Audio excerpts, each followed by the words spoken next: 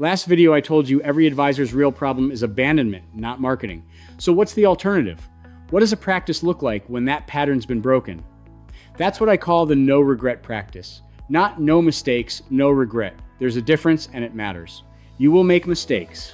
Bad hires, bad marketing spend, a client relationship you should have ended 2 years earlier. Every advisor I've coached has a list. Regret isn't about the mistake. Regret is what's left over when you knew the right move and didn't take it. You knew you should have had the hard conversation. You knew the process was broken. You knew you were the wrong fit for that client, and you let it ride anyway.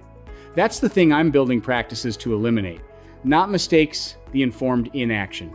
The no regret practice runs on 7 habits. I'll cover all 7 over time, but here's the shape of it. It starts with defining the end state you actually want, specifically enough that you'd know if you were drifting from it.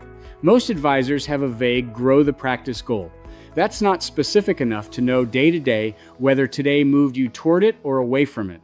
Then it requires owning the gap between where you are and that end state without the stories that make the gap someone else's fault. The market, the client, the team. Ownership of the gap is what makes it closable. And it runs on the principle from the last video, one commitment, fully kept, becomes the proof point everything else builds on. I'll go deeper on each of the 7 habits in future videos. For now, the point is this. A no-regret practice isn't a bigger practice or a smoother practice. It's a practice built by someone who's stopped lying to themselves about what they already know needs to happen. Here's why I lead with this instead of 5 ways to get more referrals.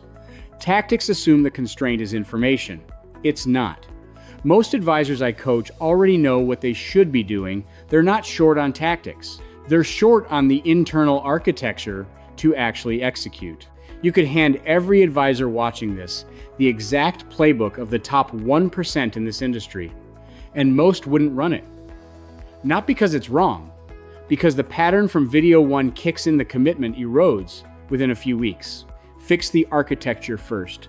Tactics work after that, not before. Next video, we start the regret framework, 6 pillars that build the practice itself. First one's ruthless focus. Links below if you want to talk through where your practice stands.